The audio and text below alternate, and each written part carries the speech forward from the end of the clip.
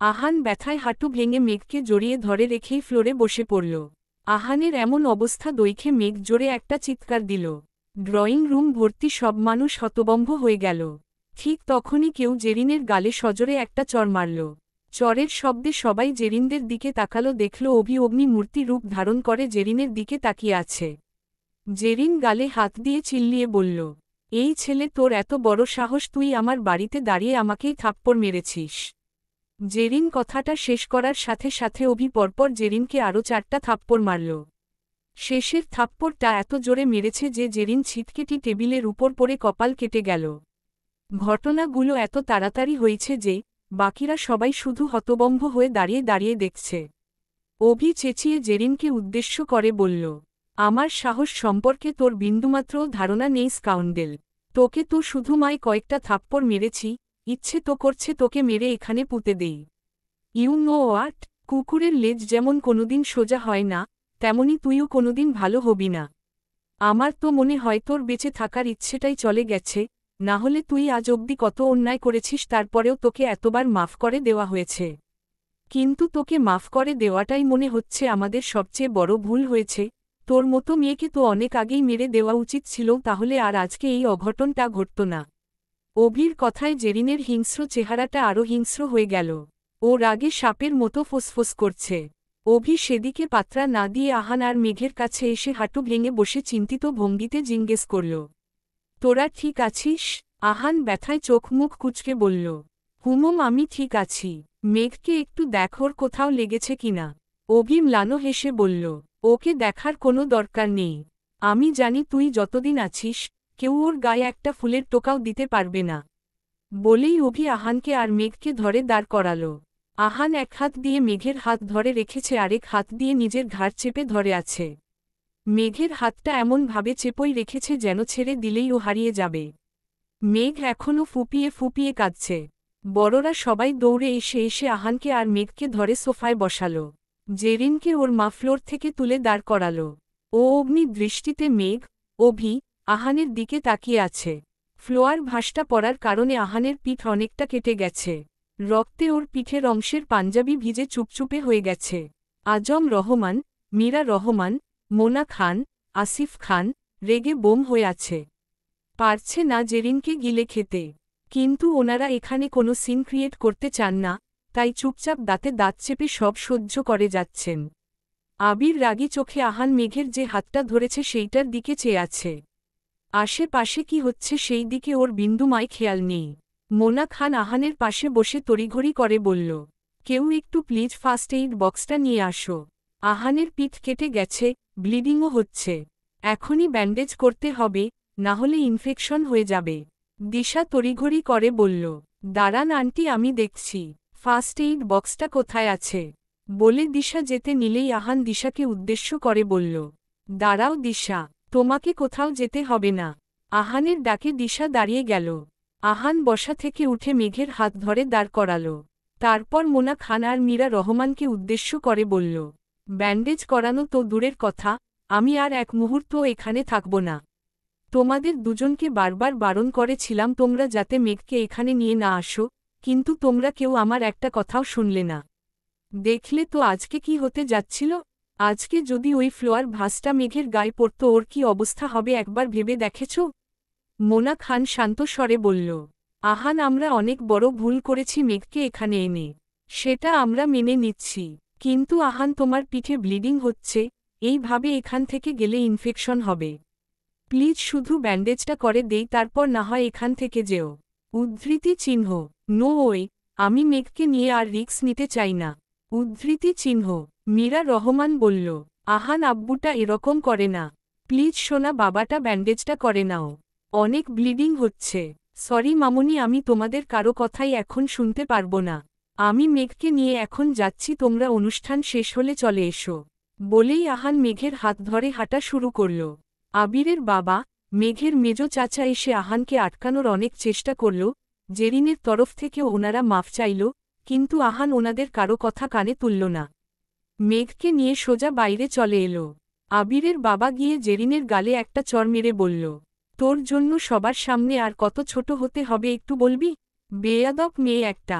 কোনো আদব কায়দা শিখতে পারিসনি আজ পর্যন্ত। তোর জন্য আজকে আবার আমার মেয়েটা আমার থেকে দূরে চলে গেল। এর জন্য আমি তোকে কখনো মাফ করব না। আবিরের বাবা নিজের চোখ মুছতে মুছতে উপরে চলে গেলেন। জেরিন রেগে টেবিলের উপরে একটা লাউই মারল। বর্তমান মেঘ ওয়াশরুমে ঢুকে লেহেঙ্গাটা চেঞ্জ করে একটা 3 পিস পরল। তারপর ফ্রেশ হয়ে রুমে এসে খাটের সাথে হেলান দিয়ে চোখ বন্ধ করে রাখল। কান্নাকাটির জন্য চোখের মধ্যে ভীষণ জ্বালা হচ্ছে, মাথাটাও ধরেছে। দরজায় টোকা পড়তেই মেঘ চোখ খুলে দরজার দিকে তাকালো, দেখল আহান গালি গায়ে শুধু মায় একটা 3/4 প্যান্ট পরে দরজার সামনে দাঁড়িয়ে আছে। ওর হাতে একটা ফার্স্ট এইড বক্স। মেঘ আহানকে এমন অবস্থায় দেখে থতমত খেয়ে গেল। চোখ বড় বড় করে আহানের দিকে তাকিয়ে থেকে আ আ বলে জোরে একটা চিৎকার দিল। আহান দ্রুত রুমে ঢুকে হাতে থাকা ফার্স্ট এইড বক্সটা বিছানায় ছুঁড়ে মেরে মেঘের মুখটা চেপে ধরে ওকে নিজের সাথে মিশিয়ে নিল। তারপর ধমক দিয়ে বলল, এই মেয়ে কথায় কথায় এত চিল্লাচিল্লি করো কেন? এভাবে চেঁচালে সার্ভেন্টরা কি ভাববে? ভাববে আমি তোমার সাথে উল্টাপাল্টা কিছু করছি। আর একটাও যদি চিৎকার দেও তো ব্যালকনি থেকে একদম নিচে ফেলে দিব। মেঘ ছটফছ করে আহানের থেকে ছোটার চেষ্টা করছে আর মুখ থেকে উমম উমম শব্দ বের করছে। আহান মেঘকে ছটফট করতে দেখে ওর মুখ থেকে হাতটা সরিয়ে ফেলল, কিন্তু ছাড়ল না, ওভাবেই ওকে নিজের বুকের সাথে মিশিয়ে রাখল। আহানের হাতটা সরাতেই মেঘ জোরে জোরে নিঃশ্বাস নিতে লাগল। তারপর অবাক কণ্ঠে বলল, আপনি এইভাবে আমার রুমে কেন এসেছেন? আহান মেঘের গালে এক হাত দিয়ে স্নাইড করতে করতে বলল, কোনোভাবে। আহান জানে মেঘ ওর খালি গায়ে আসার কথা বলেছে, তাও মেঘকে লজ্জা দেওয়ার জন্য ইচ্ছে করেই আবার জিজ্ঞেস করেছে। মেঘ কিছু না বলে মাথাটা নিচু করে রাখল। লজ্জায় ও মাথায় তুলতে পারছে না। আহান মেঘের এই লজ্জা মাখা ফেজটা বেশ উপভোগ করছে। আহান মেঘকে ড্রেসিং টেবিলের আয়নার সামনে নিয়ে গিয়ে দাঁড় করিয়ে ওর পিঠটা নিজের বুকের সাথে মিশিয়ে ওর কাঁধে নিজের থুতনি রাখল। তারপর 2 হাত দিয়ে মেঘের পিছন থেকে জড়িয়ে ধরে লো ভয়ে যে বলল, কাঁদতে কাঁদতে নিজের চোখ মুখের কি অবস্থা করেছ একবার দেখোছে? চোখ, ঠোঁট, গাল সব একদম পাকা টমেটোর মতো লাল হয়ে গেছে। ইচ্ছে করছে টুপ করে খেয়ে ফেলি। উদ্ধৃতি চিহ্ন। আহানের গরম নিঃশ্বাস মেঘের ঘাড়ে এসে লাগছে। কথা বলার সময় ঠোঁট দুটো বারবার মেঘের ঘাড়কে স্পর্শ করছে। ওর মনের মাঝে অদ্ভুত এক অনুভূতির সৃষ্টি হচ্ছে। মেঘ এখনও মাথা নিচু করে নিচের দিকেই তাকিয়ে আছে। আহান মেঘের ঘাড়ে আলতো করে একটা চুমু খেয়ে বলল, জানো আমার না মাঝে মাঝে খুব ইচ্ছে করে তোমার গালে ঠাস ঠাস করে দুটো চড় মেরে তোমাকে কাঁদিয়ে মনে ভরে তোমার সেই কান্নার্ত মুখটা দেখব। কিন্তু সেই থাপ্পড়টা যে মারব সেই ক্ষমতাই আমার নেই। দূরে বসে তোমার উপর যতই রেগে যাই না কেন, যখনই কাছে এসে তোমার এই নিষ্পাম চেহারাটা দেখি সব রাগ ভ্যানিশ হয়ে যায়। কথাটা বলেই আহান মেঘকে নিজের দিকে ঘোরাল। এক হাত মেঘের কোমরে রেখে আরেক হাত দিয়ে মেঘের ঠোঁটের উপরে স্লাইড করতে করতে একটা দুষ্টু হাসি দিয়ে বলল, মেঘ পরি আমার না তোমাকে একটা লিপ কিস করতে ইচ্ছে করছে। করব প্লিজ? উদ্ধৃতি চিহ্ন। আহানের কথা শুনে মেঘ চোখ বড় বড় করে ওর দিকে তাকাল। তারপর অস্ফুট স্বরে বলল, কি শুনতে পাওনি? আমি এখন তোমাকে একটা লিপ কিস করব, সেটার জন্য পারমিশন চেয়েছি। অবশ্য তোমার থেকে পারমিশন নেওয়ার কি আছে? তুমি তো পুরোটাই আমার। তোমার সাথে আমি যখন তখন যা খুশি তাই করতে পারি। উদ্ধৃতি চিহ্ন। বলেই আহান নিজের মাথাটা মেঘের দিকে এগিয়ে নিয়ে যেতে লাগল। মেঘ ওর ফেজটা কাদো কাদো বানিয়ে চোখ মুখ খিচে বন্ধ করে নিল। ওর হাত পা থরথর করে কাঁপছে। মেঘ অনেকক্ষণ চোখ খিচে বন্ধ করে রাখার পরও কিছু ফিল করতে পারল না, তাই টুপ করে নিজের চোখ দুটো খুলে ফেলল। সামনে তাকাতেই দেখল আহান ওর দিকে তাকিয়ে ঠোঁট চেপে হাসি আটকানোর চেষ্টা করছে। মেঘ চোখ খুলতেই আহান মেঘকে ছেড়ে দিয়ে হা হা করে হেসে দিল। হাসতে হাসতে বেচারা রীতিমতো গড়াগড়ি খাচ্ছে। মেঘ রাগী চোখে আহানের দিকে তাকিয়ে রইল। আহান কোনো মতে নিজের হাসি থামিয়ে বলল, শুধু মায় একটা কিস করতে চেয়েছি তাতেই তোমার এই অবস্থা হয়েছে। না জানি ফুলশয্যার রাতে তোমার কি অবস্থা হবে। মেঘ পরি আমি কোনো বাঘ বা ভাল্লুক নই যে তুমি আমার সামনে আসলেই 80 বছরের বুড়িদের মতো কাঁপাকাঁপি শুরু করে দিবে। আরে এমনভাবে কাঁপছিলে দেখে মনে হয়েছিল আমি তোমার থেকে তোমার কলিজাটা চেয়ে নিয়েছি। এত বড় হয়ে গেলে অথচ সামান্য কিস করতে শিখলে না। উদ্ধৃতি চিহ্ন। বলেই আহান আবার হেসে দিল। মেঘ রাগে, দুঃখে, অপমানে মুখটা হুতুম পাচার মতো করে দাঁড়িয়ে রইল। তারপর কিছু একটা ভেবে মনে মনে শয়তানি একটা হাসি দিয়ে মুখে সিরিয়াস ভাব ফুটিয়ে বলল, আপনি এইভাবে গোপাল ভাঁড়ের মতো সেজে আছেন কেন? মেঘের কথায় আহানের হাসি থেমে গেল। ও চোখ বড় বড় করে অবাক কণ্ঠে বলল, ও আট, গোপাল ভাঁড়? আমাকে কোন অ্যাঙ্গেল থেকে তোমার গোপাল ভাঁড় মনে হচ্ছে শুনি? এই গোপাল দাদুর মতো পেট বের করে ঘুরছেন সেদিকে থেকে। আমাদের গোপাল দাদুও যখন পুকুরে শাওয়ার নিতে যান তখন শুধু একটা ধুতি পরে আপনার মতো পেট বের করে তারপর শাওয়ার নেন। আহান ক্ষেপে গিয়ে বলল, কি, তুমি আমাকে ওই টাকলু পেট মোটা গোপালের সাথে তুলনা করছ? আর ওই গোপালের ওইটাকে না পেট বলে না, ভুঁড়ি বলে। আমার অ্যাবস দেখে তোমার কোন দিক থইকে ভুঁড়ি মনে হচ্ছে? আহানকে এভাবে ক্ষেপে যেতে দেখে মেঘ মিটমিট করে হাসছে। ইচ্ছে করছে লুঙ্গি ডান্স দিতে, কিন্তু আহান সামনে তাই দিতে পারছে না। এদিকে আহানের ইচ্ছে করছে নিজের চুলগুলো টেনে ছিঁড়ে ফেলতে। যেখানে মেয়েরা ওকে এক পলক দেখলে চোখ ফিরাতে পারে না, হা করে শুধু ওর দিকেই তাকিয়ে থাকে, সেখানে মেঘ নাকি বলছে ওকে গোপাল ভাঁড়ের মতো দেখতে। Like seriously? এসব ভাবতে ভাবতেই আহানের চোখ গেল মেঘের উপর। দেখল মেঘ মুখ টিপে টিপে হাসছে। আহান এবার বুঝতে পারল মেঘ এতক্ষণ এসব ওকে খেপানোর জন্য বলেছে। আহান একটা বাঁকা হাসি দিয়ে মেঘের দিকে এক পা করে এগোতে এগোতে বলল, মেঘ পরি, তুমি আমাকে এত ভালো একটা কমপ্লিমেন্ট দিলে, এইবার আমি তোমাকে একটা উপহার না দিয়ে পারি বলো তো? কি উপহার দেওয়া যায় বলো তো? আচ্ছা, পেইন্টিং কিসটা কমপ্লিট করলে কেমন হয়? আহানের কথা শুনে ভয়ে মেঘের কলিজার পানি শুকিয়ে গেল। ও এক পা করে পিছিয়ে যেতে লাগল। আহান মেঘের অনেকটা কাছে দেখে মেঘ আরও পিছিয়ে যেতে লাগল। যেতে যেতে মেঘ বেডের উপরে ধপাস করে পড়ে গেল। আহান ও মেঘের উপর ঝুঁকে নিজের শরীরের ভর সব মেঘের উপর ছেড়ে দিয়ে ওর ঠোঁটের সাথে নিজের ঠোঁট মিলিয়ে দিল। আহানের কথা শুনে ভয়ে মেঘের কলিজার পানি শুকিয়ে গেল। ও এক পা করে পিছিয়ে যেতে লাগল। আহানকে মেঘ ওর অনেকটা কাছে দেখই আরও পিছিয়ে জইতে লাগল। যেতে যেতে মেঘ বেডের উপরে ধোপাত করে পড়ে গেল। আহান ও মেঘের উপর ঝুঁকে নিজের শরীরের সব ভর মেঘের উপর ছেড়ে দিয়ে ওর ঠোঁটের সাথে নিজের ঠোঁট মিলিয়ে দিল। মেঘ আহানের থেকে ছোটার জন্য ছটফছ করেই যাচ্ছে। ও যত হাত পা ছোড়াছুড়ি করছে, আহান তত ওকে শক্ত করে নিজের সাথে মিশিয়ে জড়িয়ে ধরছে। মেঘ ছটফট করতে করতে একসময় ক্লান্ত হয়ে স্থির হয়ে গেল। মেঘকে এভাবে স্থির হতে দেখে আহান মেঘের ঠোঁট ছেড়ে দিয়ে কপালে অনেকক্ষণ সময় নিয়ে গভীরভাবে একটা চুমু খেল। তারপর মেঘের উপর থেকে সরে গেল। আহান সরে যেতেই মেঘ এক দৌড়ে ওয়াশরুমে ঢুকে ধরাম করে দরজা বন্ধ করে দিল। তারপর দরজার সাথে পিঠ ঠেকিয়ে জোরে জোরে শ্বাস নিতে লাগল। এতক্ষণ ওর মনে হচ্ছিল ও দম বন্ধ হয়েই মারা যাবে। ওর এখন ইচ্ছে করছে লজ্জায় মাটির সাথে মিশে যেতে। কিভাবে আবার এই লোকটা ওকে কিস করতে পারল? 4 বছর আগেও এই একই কাজ করেছিল। সেটা মনে মেঘের রাগে দুঃখে কান্না চলে আসল। ও বিড়বিড় করে বলল, বেয়াদব একটা। মেঘকে এভাবে দৌড়ে যেতে দেখে আহান মুচকি হাসল। বলল, আমার লজ্জাবতী লাজুক লতা, তোমার সামনে আসলেই আমার সবকিছু কেমন গুলিয়ে যায়।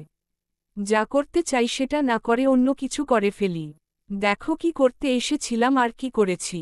এসেছিলাম কাটা জায়গায় ড্রেসিং করানোর জন্য, কিন্তু এসে কিস করে ফেললাম। ধ্যাতো, আমার এত সুন্দর মিষ্টি একটা পরি থাকতে এখন কিনা ওই সার্ভেন্টদের দিয়ে আমায় ড্রেসিং করাতে হবে। এই মেয়ে যা লজ্জা পেয়েছে তাতে মনে হয় না আজকে ওয়াশরুম থেকে বের হবে। আল্লাহ জানে পিচ্ছিটা এত লজ্জা রাখে কোথায়। বিয়ে বাড়ির সাজানো গোছানো জমজমাট পরিবেশ এখন নিস্তব্ধ পুরীতে রূপ নিয়েছে। চারপাশে শুধু ভাঙ্গা কাচের গ্লাস প্লেটের টুকরোর ছড়াছড়ি। ডেকোরেশনের সব জিনিস এদিক সেদিকে ছড়িয়ে আছে। দেখে মনে হচ্ছে কেউ এখানে ধ্বংসযজ্ঞ করেছে। অবশ্য এটা এক প্রকার ধ্বংসযজ্ঞই বলা চলে। কিছুক্ষণ আগের ঘটনা। আহান মেঘকে নিয়ে চলে যাওয়ার পর অভিও রেগে আলিশাকে নিয়ে চলে যাওয়ার জন্য রওনা দেয়। ওরা জিনিসপে নিয়ে বাসার বাইরে বের হতেই দেখে আহির আর মিহির সফট ড্রিঙ্কস খেতে খেতে বাসার দিকেই আসছে। আহির তখন আহানের সাথে রেগে একদম বাড়ির এরিয়া থইকে বের হয়ে মেইন রোডে চলে গিয়েছিল। সেখান থেকে মিহির কোনো রকম রাগ ভাঙিয়ে এইমাই বাড়ির ভিতরে নিয়ে আসল। অভি আলিশাকে গাড়িতে বসিয়ে দিয়ে আহির মিহির কাছে গিয়ে এতক্ষণ বাড়ির ভিতরে যা যা ঘটেছে সেই সব কিছু ওদের বলে তারপর আলিশাকে নিয়ে সেখান থেকে চলে যায়। অভির মুখে সব শুনে আহির আর মিহির রেগে বোম হয়ে বাড়ির ভিতরে গিয়ে কাউকে কিছু বলার সুযোগ না দিয়ে হাতের কাছে যা পেয়েছে তাই ছুঁড়ে ফ্লোরে মারছে আর ভাঙছে। কেউ চেয়েও ওদের থামাতে পারছে না। ভাগ্যিস জেরিন নিজের রুমে ছিল, না হলে আজকে ওকে হয়তো আহির আর মিহির মেরাই ফেলত। মীরা রহমান আর মোনা খান দাঁড়িয়ে দাঁড়িয়ে ছেলেদের কাণ্ড দেখছে, ভয় কিছু বলতেও পারছেন না আর থামাতেও পারছেন না। আহাদ খান আজম রহমান শান্ত হয়ে বসে আছে, কারণ ওনারা আগেই জানতেন আহির মিহির জানতে পারলে এমন কিছুই হবে।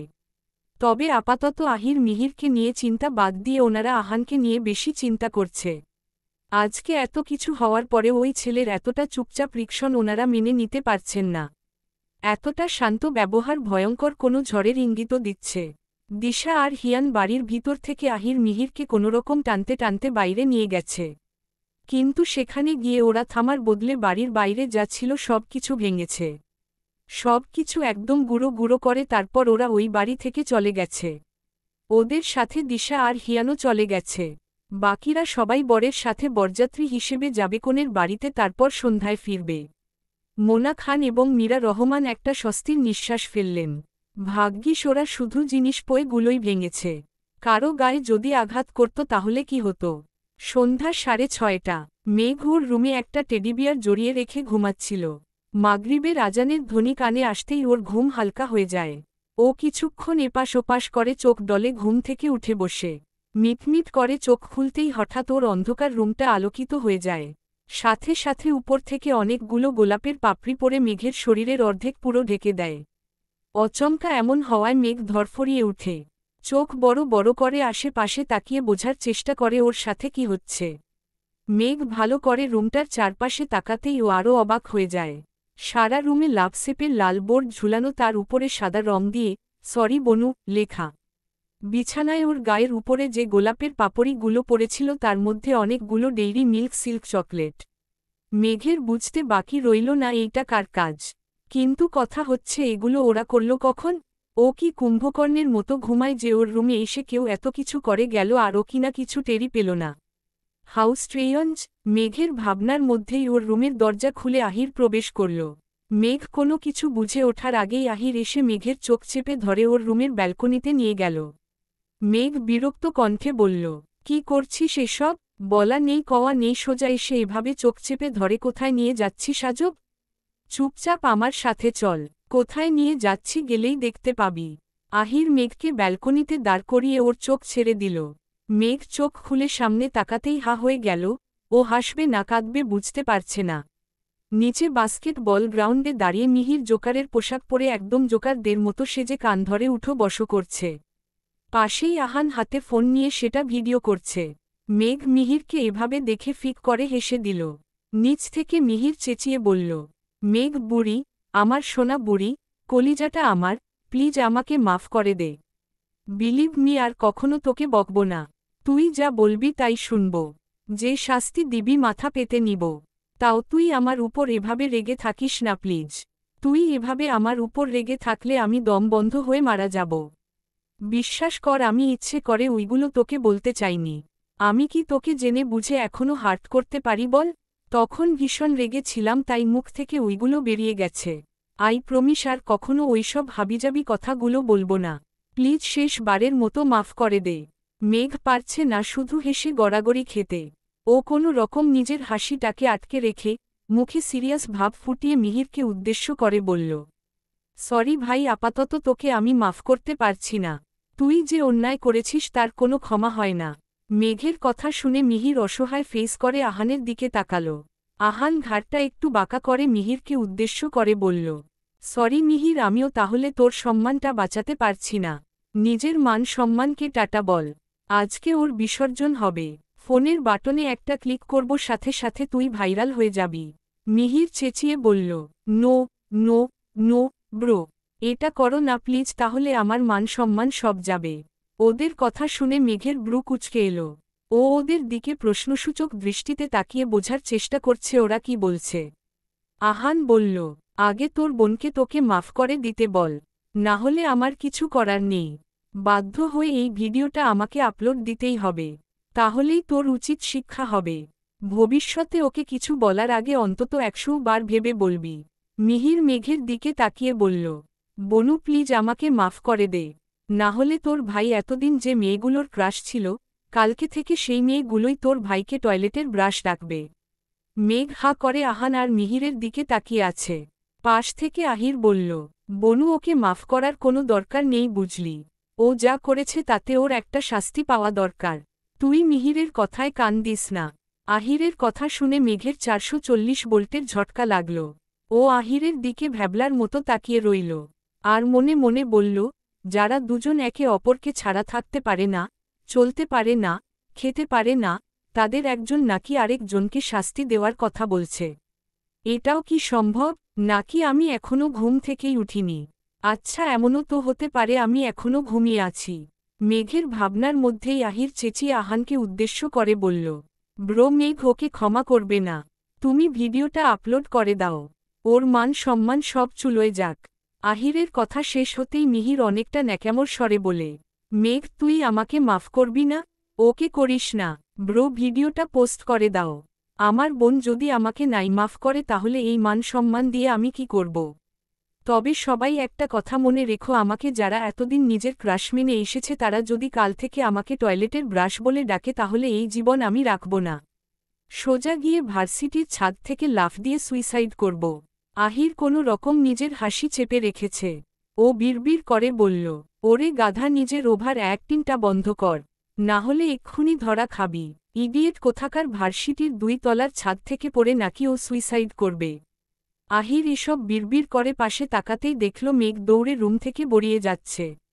আহির একটা বিশ্ব জয় করা হাসি দিয়ে বলল, ইয়েস, কাজ হয়েছে।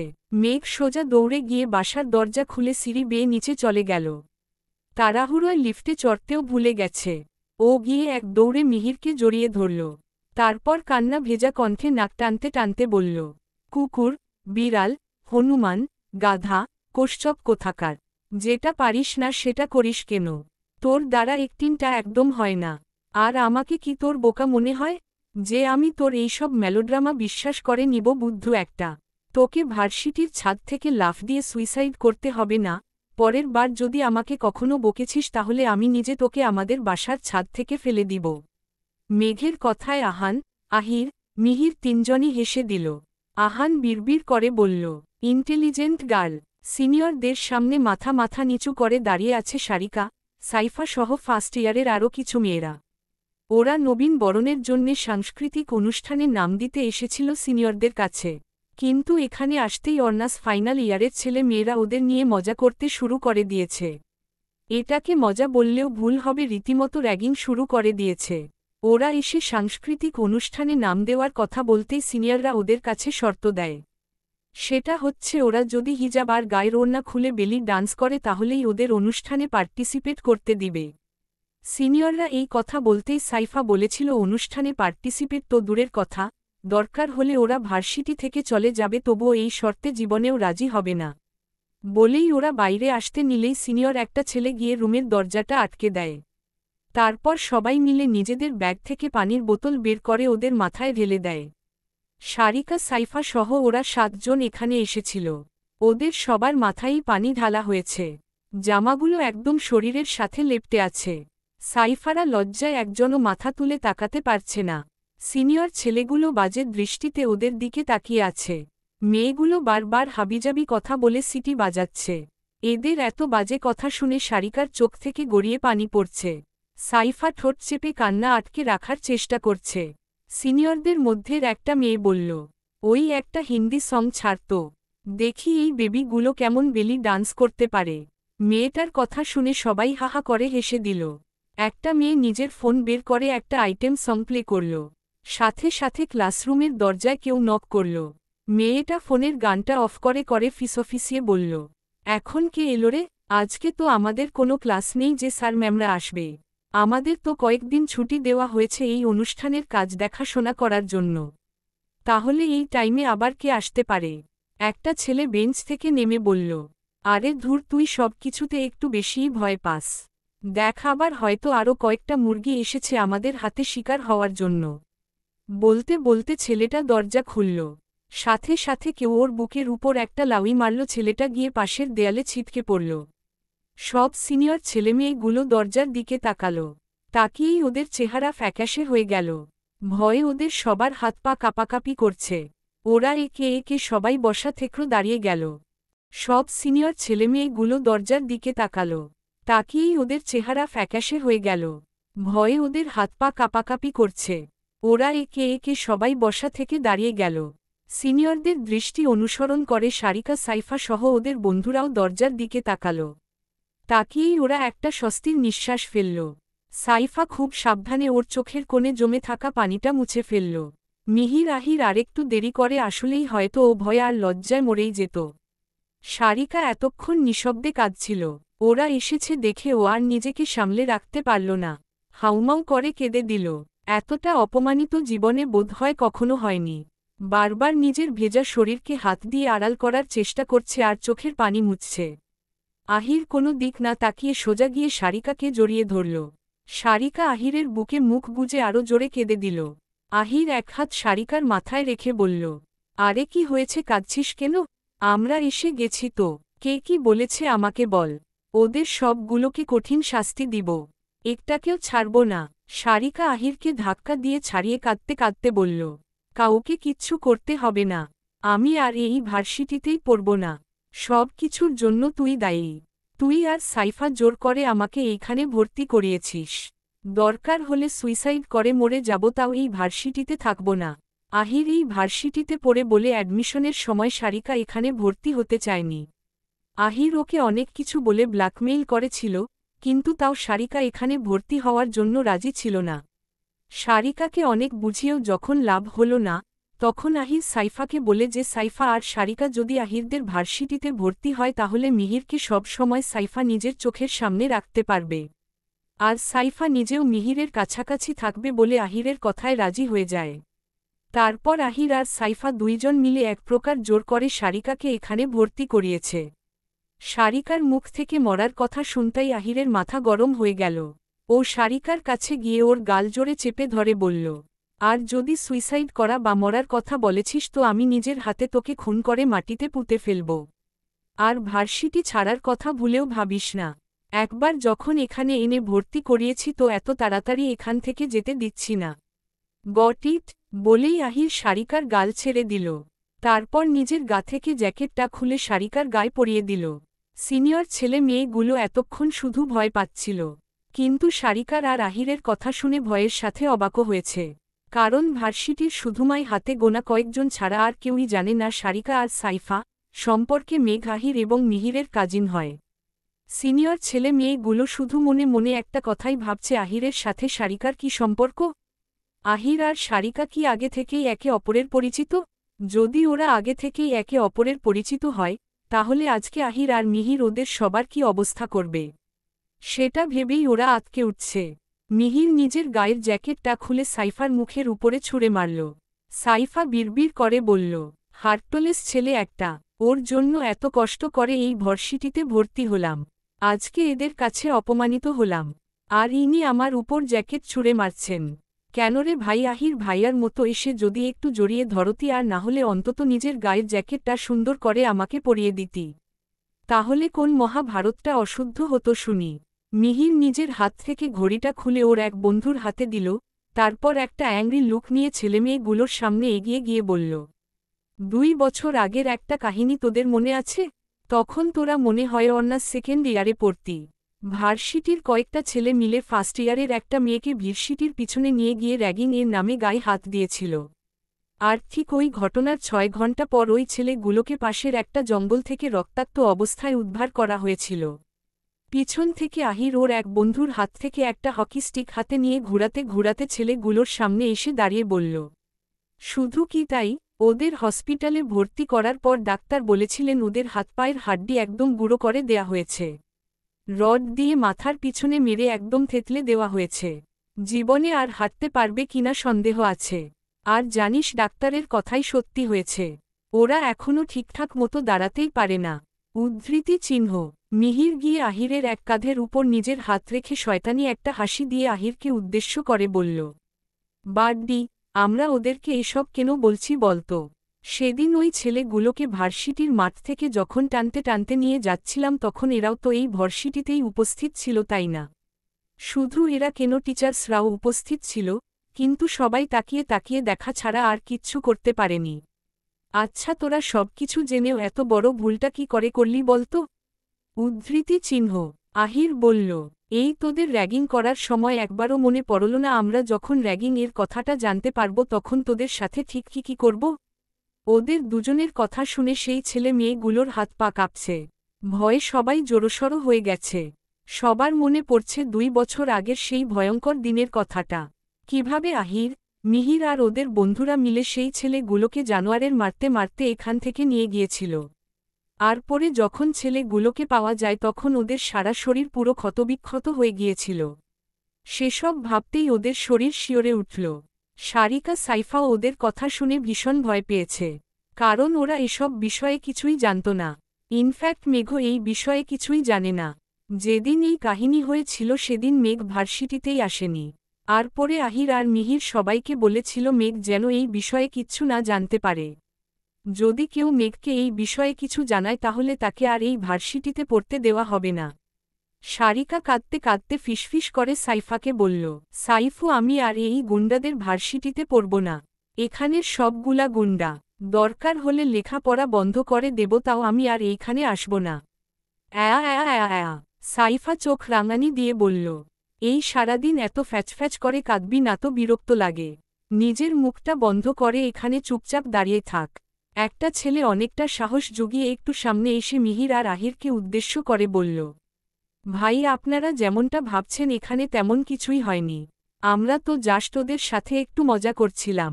ছেলেটার কথা শুনে আহির আর নিজের রাগটাকে কন্ট্রোল করতে পারল না। হকি স্টিক দিয়ে ছেলেটার পায়ের উপরে জোরে একটা বাড়ি মারল, সাথে সাথে ছেলেটা একটা চিৎকার দিয়ে হাঁটু ভেঙে বসে পড়ল। মিহির ছেলেটার বুকে একটা লাউই মেরে বলল, মজা করেছিস তাই না? কোনো মেয়েদের গায়ে পানি ঢালা, একটা রুমে বন্ধ করে অশ্লীল কথা বলা, ইচ্ছের বিরুদ্ধে নাচতে বলা, শরীর থেকে ওড়না হিজাব খুলে ফেলতে বলা, এইগুলো তোদের কাছে মজা মনে হয়? কোনো মেয়েদেরকে অপমান করাকে কোথাকার মজা বলে? আহির গিয়ে আরেকটা ছেলের পিঠের উপরে হকিস্টিক দিয়ে আঘাত করে, সেই ছেলেটা উপর হয়ে মাটিতে পড়ে যায়।